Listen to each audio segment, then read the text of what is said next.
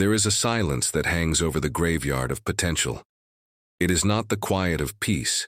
It is the heavy, suffocating stillness of words unsaid, inventions unbuilt, and empires reimagined but never realized. Most men and women walk through this life merely existing, tiptoeing safely to their deaths, terrified of the very power that sleeps within their own chests. They wait for a sign. They wait for permission. They wait for the perfect season, the perfect economy, the perfect alignment of the stars. But the universe does not wait, and time is a fire that consumes everything standing still. You are here because you feel it, that scratching at the back of your mind, that restless energy thrumming in your veins at 2 a.m. when the rest of the world has surrendered to sleep. You know with a terrifying certainty that you were not made for the gray twilight of mediocrity. You were not forged to punch a clock, pay taxes, and fade away into the history of the forgotten. You were built to ascend, but hearing the call is not enough. Answering it requires a price that few are willing to pay. It requires the transmutation of your very soul into something harder, sharper, and unbreakable. It requires the iron discipline of success. Understand this: success is not a lottery. It is not an accident of birth, and it is certainly not a matter of luck. Success is a chemical reaction. It is a law of nature as rigid and predictable as gravity. Napoleon Hill stood before the titans of the industrial age, Carnegie, Ford, Edison, and he saw the thread that bound them all. It wasn't money. It wasn't genius. It was a state of mind so powerful that it bent reality to its will. They possessed a definiteness of purpose backed by a burning desire that knew no retreat. Look in the mirror. Who stares back? Is it a conqueror or is it a drifter? A drifter is a leaf in the wind, blown about by the opinions of neighbors, by the fear of poverty, by the headlines of the news. A drifter accepts whatever life tosses at his feet. But the master of fate, the captain of the soul, creates his own weather. He does not ask life for what he wants. He demands it. And he backs that demand with the collateral of his entire life's energy.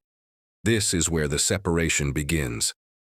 You must make a decision today, right now, in the sanctuary of your own consciousness. You must decide to burn the bridges behind you. When Caesar landed his legions on the shores of Britannia, he looked at the white cliffs and the terrified faces of his men, and he gave the order to burn the ships. He cut off the path of retreat. There was no going back to safety. There was only victory or death. You have kept your ships for too long. You have kept a plan B tucked in your back pocket, a safety net that whispers, "If this dream fails, I can always go back to being average." That safety net is the noose around your neck. As long as you have a way out, you will take it when the night gets dark. And believe me, the night will get dark. The path to greatness is paved with the shards of shattered egos and the wreckage of temporary defeat. If you do not have the iron discipline to stand in the fire and refuse to move, you will burn. But how do you forge this iron? It begins with the clarity of vision. You cannot hit a target you cannot see. Most people want more money or happiness. These are not goals. These are wishes. The universe does not respond to vague wishes. It responds to specific, energized orders. You must define your chief aim with the precision of a laser. Write it down, not on a digital screen, but with your hand, ink on paper, engaging the motor skills of your body to impress the thought upon your subconscious mind. I will earn this amount. I will build this legacy. I will become this person. And then you must ask the question that breaks the weak. What am I willing to give in return? There is no such thing as something for nothing. That is the lie of the gambler and the fool. Nature demands a balance. If you want the wealth of a king, you must give the service of a king. If you want the strength of a warrior, you must endure the training of a warrior. You must determine exactly what you will sacrifice. Your leisure, your comfort, your fear of criticism, your old identity. This process is the planting of the seed. But a seed thrown on concrete will rot. The soil of your mind must be cleared of the weeds of doubt. This is where the battle is truly fought. It is not fought in the marketplace. It is fought in the 6 inches between your ears. Every day you are bombarded by the suggestion of failure. The radio, the internet, the cynics at the dinner table. They are all broadcasting on the frequency of poverty and fear. They are the hypnotic rhythm that lulls you into submission. To build iron discipline is to seize control of the broadcasting station of your mind. You must become the guardian at the gate. You must stand watch over every thought that tries to enter. If a thought does not serve your definiteness of purpose, it must be destroyed immediately. You cannot afford the luxury of a negative thought. One drop of poison can contaminate the entire well. Think of Thomas Edison. 10,000 times the light bulb failed. 10,000 times the world told him he was a madman. A weaker mind would have accepted the evidence of the senses. A weaker mind would have said, "It cannot be done." But Edison did not live in the world of what is. He lived in the world of what must be. He did not see failure. He saw education. He saw 10,000 ways that did not work, which meant he was 10,000 steps closer to the one way that would. He possessed the capacity to suspend his disbelief and replace it with absolute faith. Faith is not a religious abstraction in this context. It is a psychological imperative. Faith is the visualization of, and belief in, the attainment of desire. It is the ability to see the skyscraper when there is only a hole in the ground. It is the ability to feel the weight of the gold in your hand before you have mined an ounce of it. When you mix a burning desire with absolute faith, and you suppress the fear of failure, you unlock the mechanism of autosuggestion.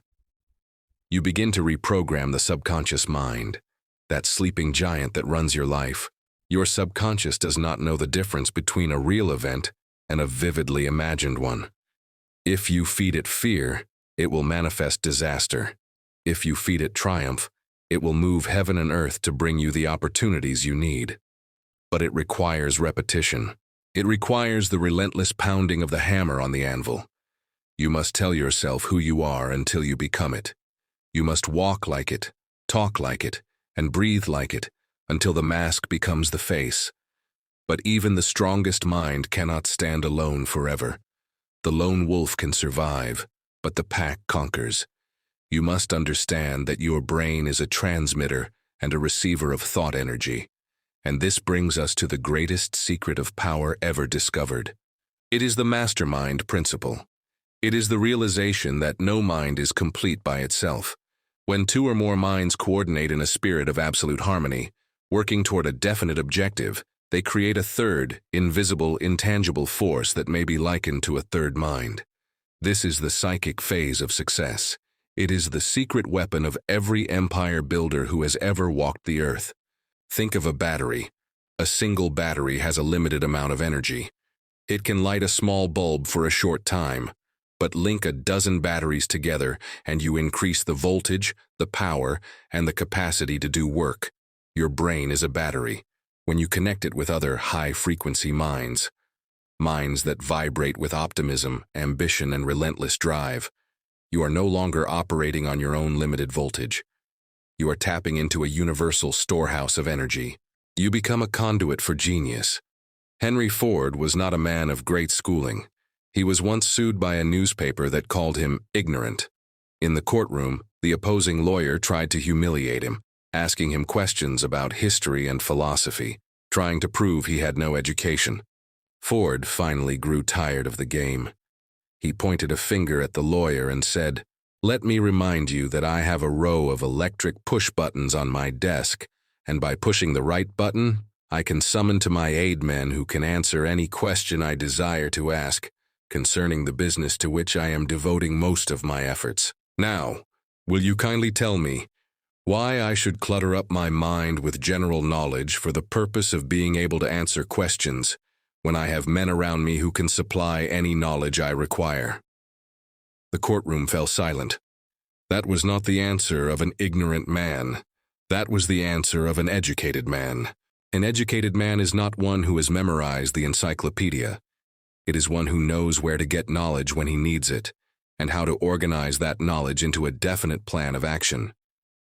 Ford understood the mastermind. He surrounded himself with the likes of Edison, Firestone, and Burroughs. He did not try to lift the world alone. He built a lever of minds. Look at the circle around you right now. Be honest. Be brutal. Are the people you interact with daily charging your battery, or are they draining it? Are they talking about ideas, growth, and the future? Or are they talking about people, drama, and the past? You are the average of the 5 people you spend the most time with. If you hang around 5 broke people, you will be the 6th. If you hang around 5 cynics, you will become the 6th. It is a law of psychological osmosis. You absorb the vibrations of those around you. You must build your own mastermind alliance.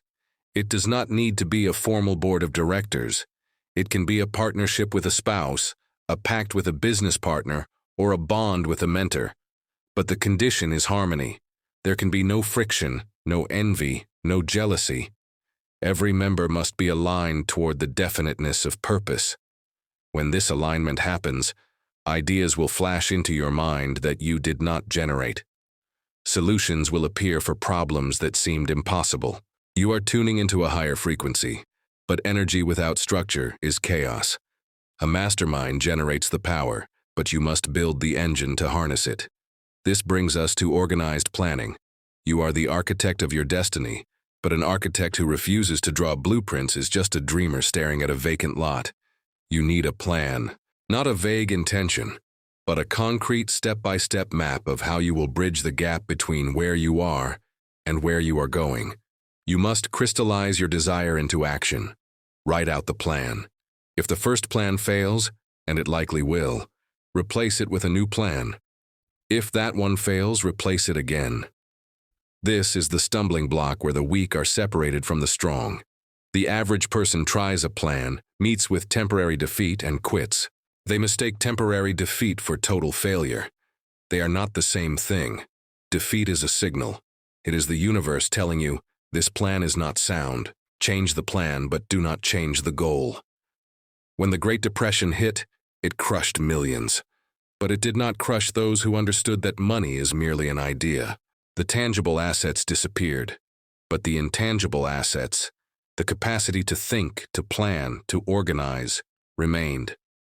Those who rebuilt did so because they had a plan. They did not wait for the government to save them. They organized themselves. But a plan, no matter how perfect, is dead parchment without the spark of life. That spark is decision.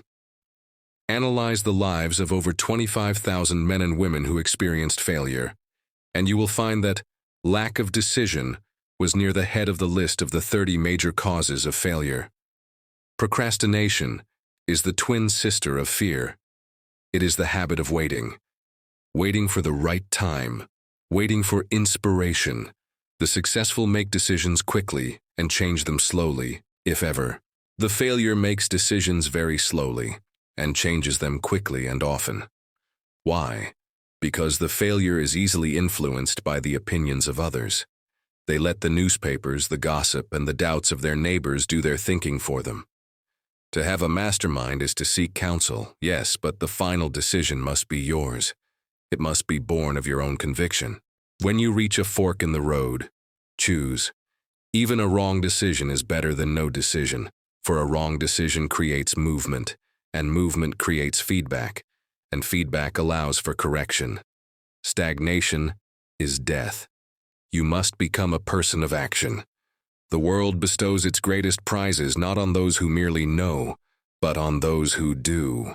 And as you begin to move, as you begin to execute your organized plan with the power of your mastermind and the speed of decisive action, you will encounter the friction of the world. You will meet the resistance that tries to grind you down. This is not a punishment. It is the testing ground. It is the fire that tempers the steel. To survive it, you need more than just a plan. You need a fortress of the mind that repels the arrows of negativity. You need the armor of a pleasing personality and the shield of self-discipline. But the greatest enemy you will face is not the external critic. It is not the economy. It is the whisper of your own past experiences. It is the ghost of old failures rising up to haunt you. To defeat this ghost, you must understand the proper use of your most dangerous asset. It is your imagination.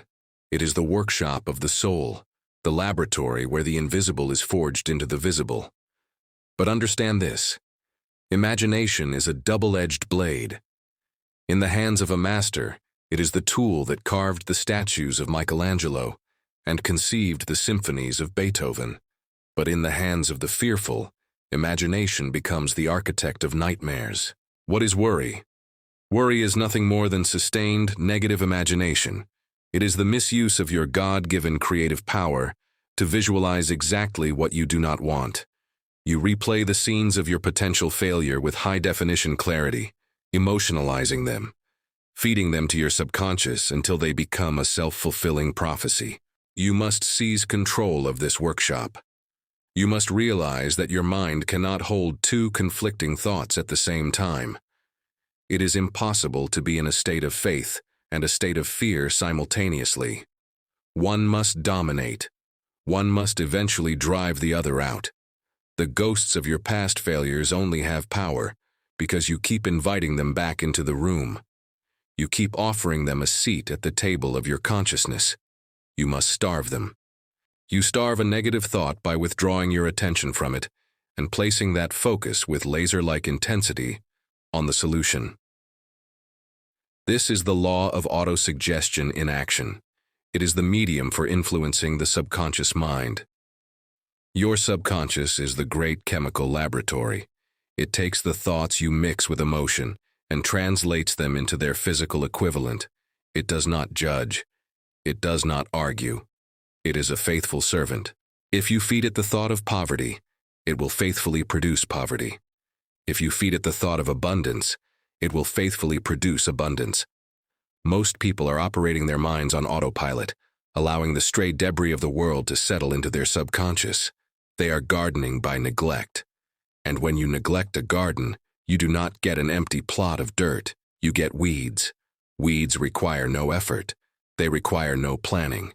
They are the default state of nature. Success, however, is the result of deliberate planting. You must stand guard at the door of your mind with a shotgun. You must become a fanatic about what you allow in. Every morning and every night, you must impress your definiteness of purpose upon your subconscious. You must read your statement aloud. You must see yourself already in possession of the goal. You must feel the texture of the victory. This is not madness. This is the psychological machinery of greatness. When you do this repeatedly, you trigger a transformation. You stop seeing obstacles and start seeing stepping stones. You stop hearing no and start hearing not yet. And this mental alchemy leads to the awakening of creative imagination. This is different from synthetic imagination, which simply rearranges old ideas. Creative imagination is the direct link to infinite intelligence. It is the frequency where hunches and inspiration strike. It is how the Wright brothers saw flight in a bicycle shop. It is how a deaf Beethoven heard music that did not exist. When your purpose is definite, and your desire is white-hot, and your subconscious is programmed with absolute faith, you tap into this reservoir. Ideas will flash into your mind that feel alien, powerful, and perfect. Do not ignore them. These flashes are the universe answering your demand. But an idea, no matter how divine, is fragile. It can be killed by a sneer, a yawn, or a moment of hesitation. You must catch these ideas and pin them down with immediate action. You must protect them from the cynics who lack your vision. This is why you need the mastermind, to nurture the ember until it becomes a flame. But be warned, the moment you begin to align your imagination with your will, the moment you begin to move with force, the resistance will stiffen. The initial burst of enthusiasm will fade. This is the great filter. This is where the amateurs pack up and go home. To cross the desert between the inspiration and the realization, you need the fuel that never runs dry. You need the sustained effort necessary to induce faith. You need the beating heart of all achievement.